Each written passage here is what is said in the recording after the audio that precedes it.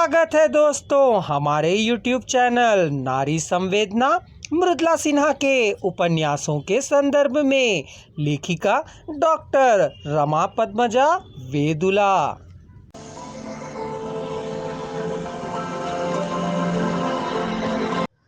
आर्थिक विषमताओं से ग्रामीण जीवन का संघर्ष ही उपन्यास में दर्शाया गया है। उस संघर्ष में पिसती औरतें घुटते पिसते अपना जीवन यापन करती हैं। उपन्यास में यही सब चित्रित है। राधो के घरवास में भोज कार्यक्रम पर ऊंच नीच का भेदभाव दिखाया गया। भोज के आधी रात अंधे कुम्हार की बेटी सुनैनी को भी स्वादिष्ट व्यंजन मान ठेकेदारों ने चखा। ग्रामीण नारी को नीच और भोग्या समझकर मालिकों का अत्याचार सहन किया जा रहा है।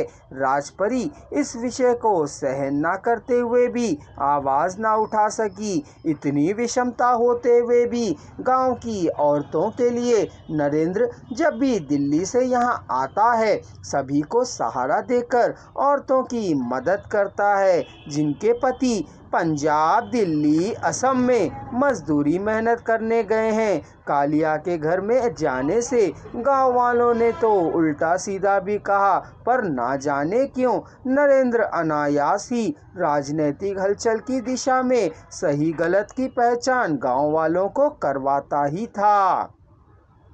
कालिया तेज थी, वह उससे ज्यादा ही सलाह मशवरा कर लेती थी। महिलाओं के साथ कितने कुकृत्य हो रहे हैं, क्यों गांव क्या शहर। गांव रामपुर की सुनैनी तो महाराष्ट्र कांड की मथुरा तो मेरठ की माया त्यागी के साथ पुलिस कुकर्मी कृत्य हुए जा रहे हैं।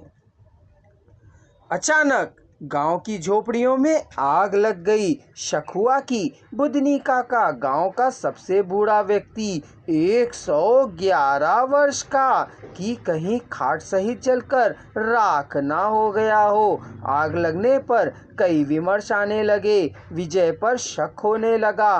पंचायत के लोग डाक बाबू पर शक करने लगे। डाक बाबू सरकारी अफसरों से तो गांव वाले स्वयं आग लगाकर नए घरों की कल्पना कर रहे हों, ऐसे विषयों का सृजन होने लगा। विजय नौकरी के लिए राधो के जाल में फंसकर गांव का भला बुरा भी नहीं सोच पाता है। विजय आत्महत्या की कोशिश भी करता है पर असफल होता है।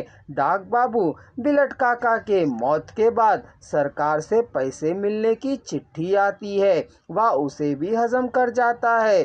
फिर कुछ ले देकर वह चिट्ठी मास्टर जी देखकर उसके पोते को देते हैं। इस पत्र के द्वारा कई अन्य विषयों की जानकारी भी प्राप्त होती है, जैसे कि साल भर में स्वतंत्रता सेनानी के पेंशन में बढ़ोतरी की गई है।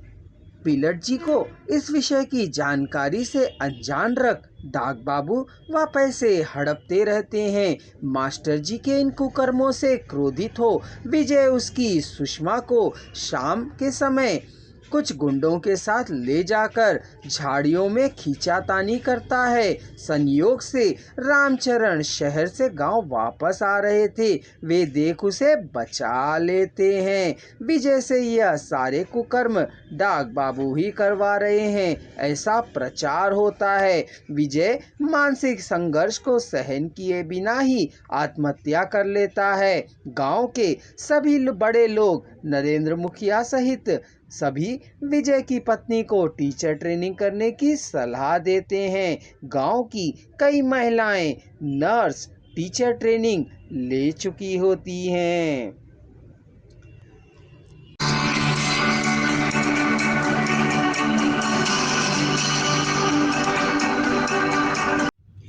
मित्रों, इस वीडियो की पूरी आवाज़ एक ही स्वर में सुनने के लिए डिस्क्रिप्शन बॉक्स में दिए जा रहे लिंक को क्लिक करें।